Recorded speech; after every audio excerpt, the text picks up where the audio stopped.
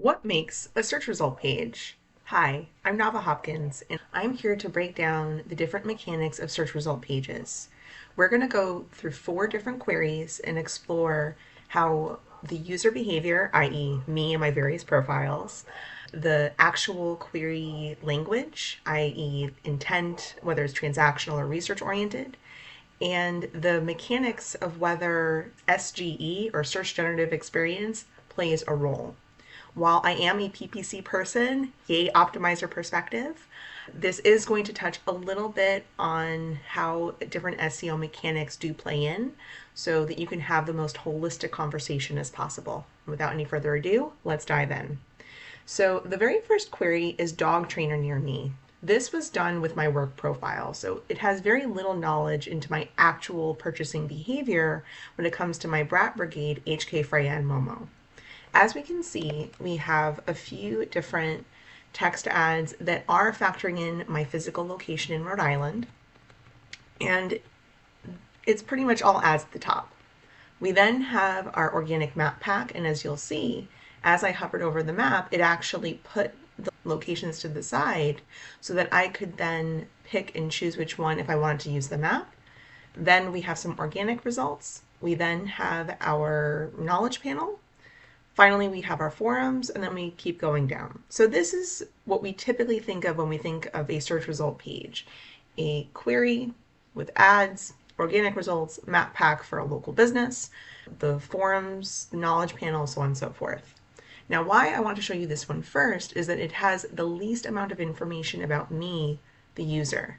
So Google, not knowing very much about me, the user, went with a transactional intent. Here's ads.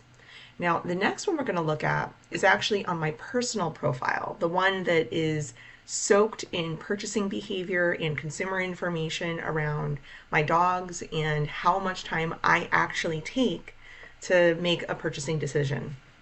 So the very first one is obviously going to be shopping ads. That makes a ton of sense. When it comes to dog toys for tough chewers, I want to see the picture of the toy. But what's interesting is that the next option is actually the search generative experience. And we do see that there are some products as well as text information.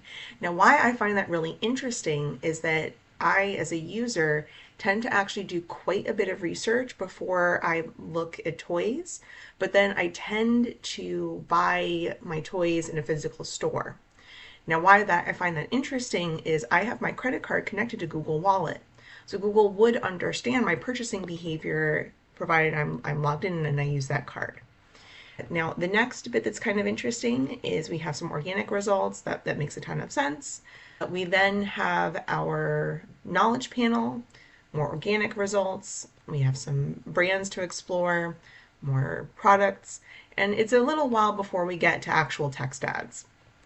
Now, why this is so interesting is that when we think about that metric, top of page ads, the shopping ads are at the top of the page. That's totally true.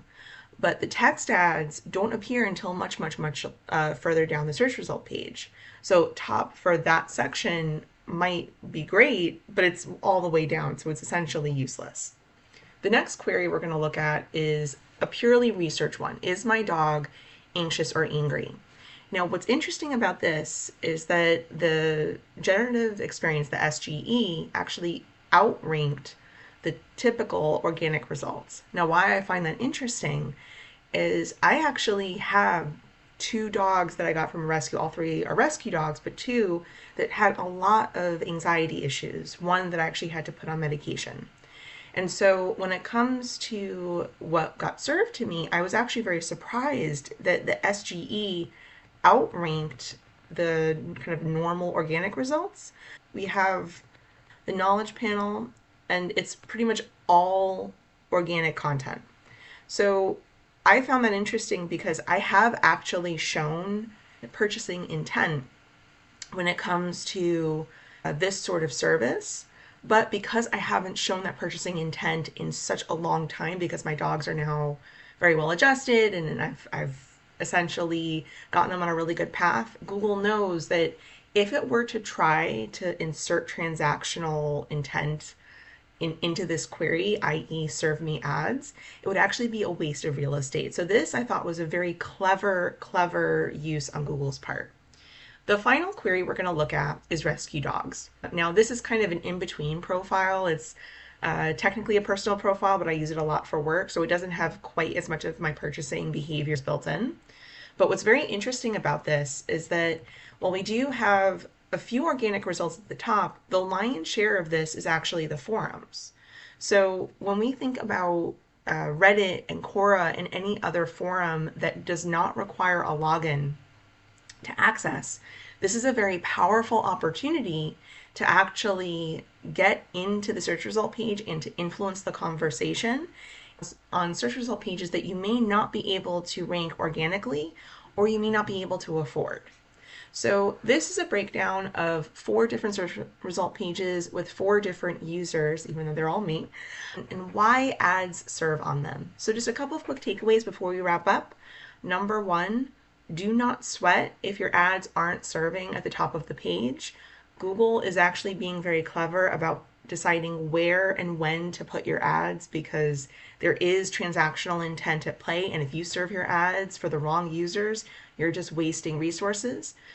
On the other hand, you do want to be mindful about how much you engage with different social profiles, because if you're able to connect your brand to a conversation and build that really wonderful community, you might actually be able to outrank your competitors through those social conversations and lead your users back to you another way.